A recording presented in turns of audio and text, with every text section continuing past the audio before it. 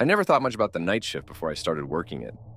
Sure, I'd heard stories from friends who'd pulled all-nighters in college or worked late at their jobs, but I always dismissed them as exaggerations. How different could the world really be after dark? As it turns out, very different indeed. My name is Mark, and I am just a regular office worker. Or at least I was. Financial troubles forced me to take on extra hours, and the night shift paid a premium. It seemed like an easy solution at the time. Clock in at 11 p.m., work through the quiet hours, clock out at 7 a.m. Simple data entry, no distractions. I thought I'd even enjoy the solitude. I was wrong. It started subtly. On my very first night, I arrived at the office just as the last of the day shift workers were leaving.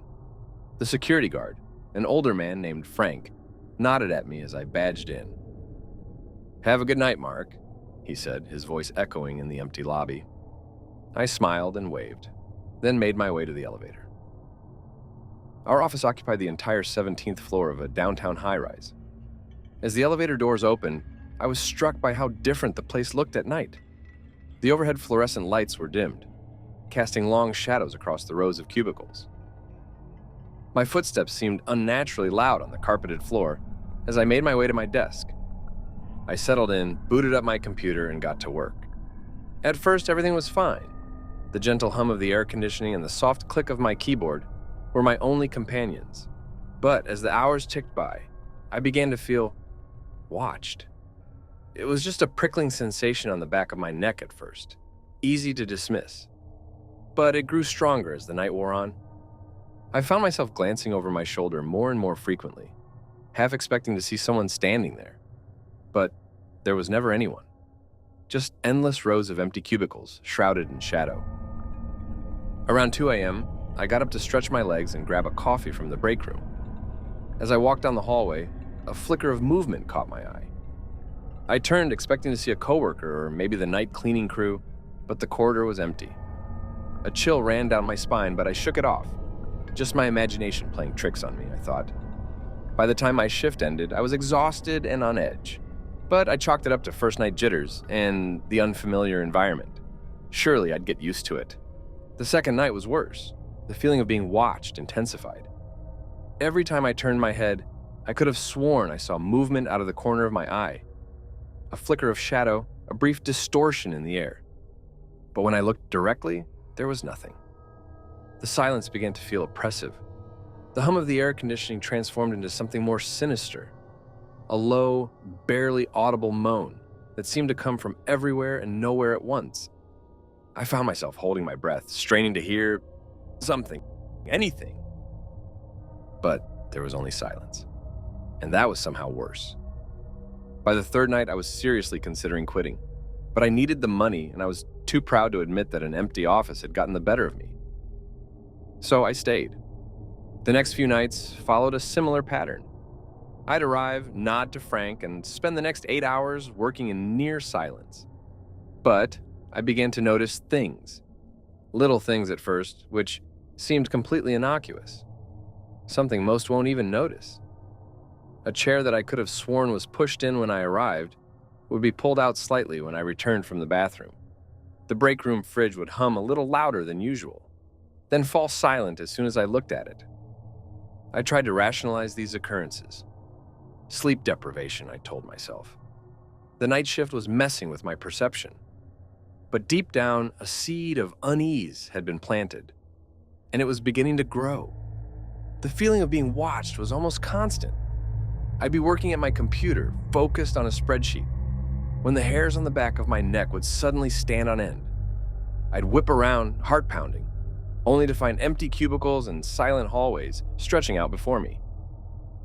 One night, about 2 weeks in, that things truly began to unravel. I arrived at my usual time, but something felt off from the moment I stepped into the lobby. Frank wasn't at his usual post. I badged in and headed for the elevator as per usual. As the elevator ascended, I couldn't shake the feeling that something was wrong. The numbers ticked by slowly. 14, 15, 16. The elevator shuddered to a stop, and for a heart-stopping moment, I thought it had broken down.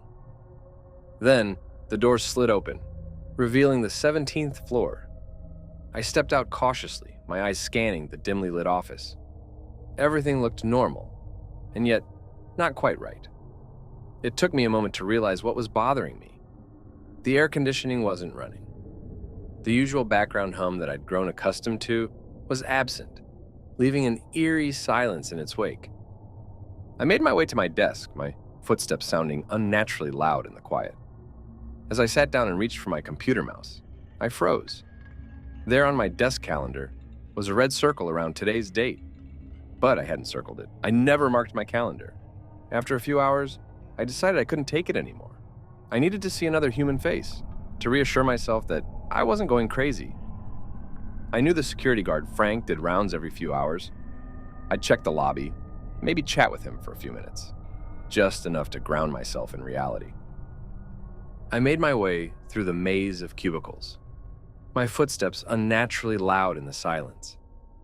The lights cast long, twisted shadows that seemed to reach for me as I passed.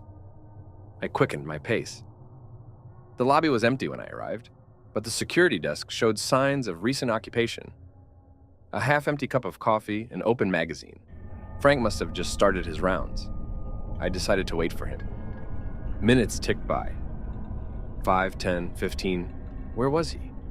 A round of the building shouldn't take this long. That's when I noticed the logbook on the desk. I shouldn't have looked.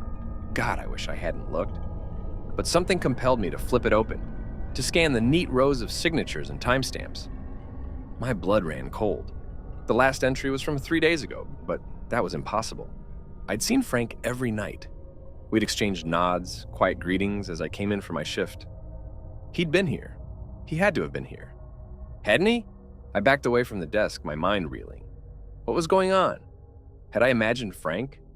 Was I losing my grip on reality? I returned back to my cubicle to gather my things and get out of this place, and that's when I saw it.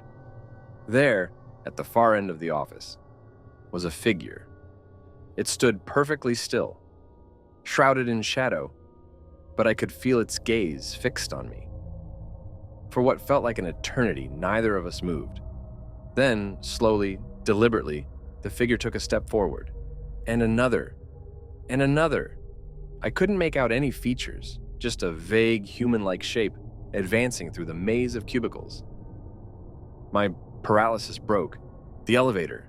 If I could just reach the elevator, I'd be safe. I sprinted toward the elevator, my heart pounding in my ears. As I reached for the button, I risked a glance back. The figure was closer now, moving with unnatural speed.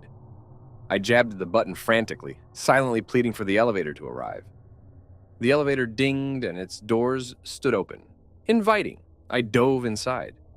As soon as I entered the doors, I caught a glimpse of my pursuer, a figure in a security guard's uniform, its eyes glowing white. It raised a hand, reaching for me. Startled, I stumbled back, hitting the back wall of the elevator, staring into the lifeless eyes of whatever it was that appeared to be the familiar security guard inching closer.